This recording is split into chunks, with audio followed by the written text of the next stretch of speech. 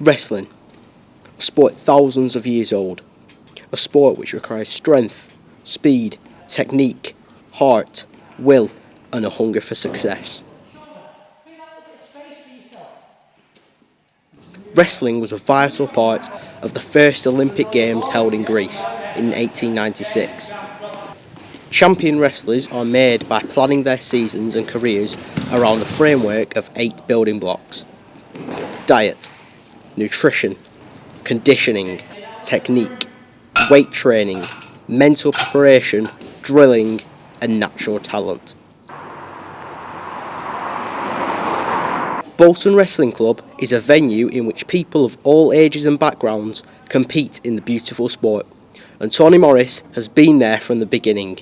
He's seen all areas of the sport and has grown up loving and believing in the sport. I don't think that wrestling owes me. I think it's the other way around. I think I owe wrestling.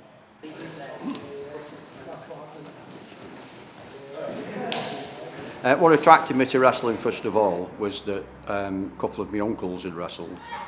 Some wrestled and some boxed, but I went to boxing first, to be honest with you. But then I came to wrestling when I was about 13 years old, and I just fell in love with it. I've been in it for 50 years. You know, it's a good sport. You know, it teaches you discipline.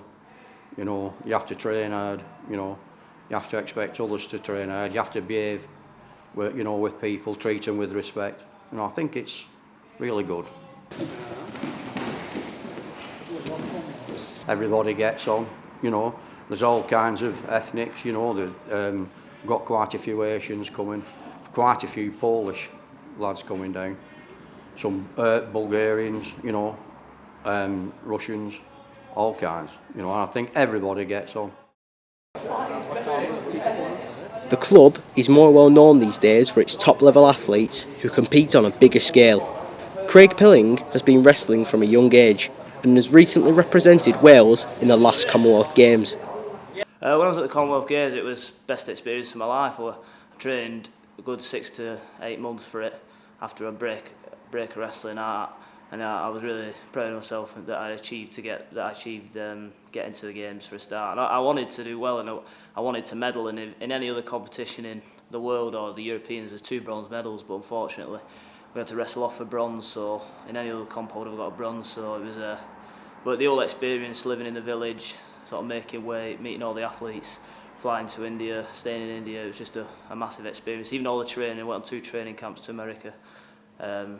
Trained with sort of the top college teams in America, so it was a really good experience. At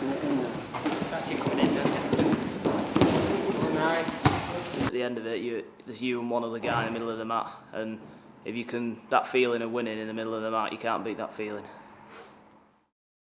Okay, from there, taking my shot. Guys, we have to come down. Behind every great wrestler is a great coach. Craig was no exception, being trained by Jesse Bradbury, the coach of Craig and Bolton Wrestling Club. He knows the importance of the sport and has been involved since he was a small child. We set the club back up at the senior club about 4 years ago now, developing well. Predominantly started with Craig, the seniors, went to the Commonwealth Games, he finished 4th. It was a fantastic result for a guy who is not a full-time athlete. He's basically a self-employed person, so he does it around his full-time job. And to achieve 4th, beating fully funded the English wrestler at the time, was a fantastic result performance. And we've also got Declan, who's on National Development Squad, who's just been away to Latvia to a tournament. We've got Mark, who's English National Junior Champion. We're seeing real progress and development in the club. We're from strength to strength. Don't reach back. I know, but you are going to do competition. Wrestling's changed my life because if I wasn't here like now or on Tuesdays, I'd probably be street corners and that, getting up to stuff that I really shouldn't. So it's changed my life in that perspective because I'm doing something creative and constructive. However, on the 12th of February 2013, the IOC made the decision to drop wrestling from the 2020 Olympic Games in Brazil, thus causing anger and disappointment within the wrestling world.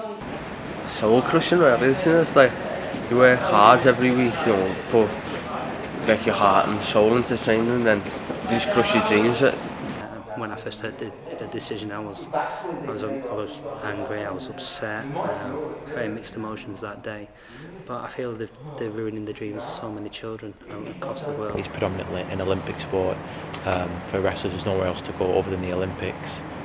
You know, sports like football, basketball, those kind of sports, they've already got their own. You know, they've got the World Cups and they've got, you know, they've got the professional sports that they can go into after an amateur level. But for wrestling, there's only one place to go, and that's the Olympics.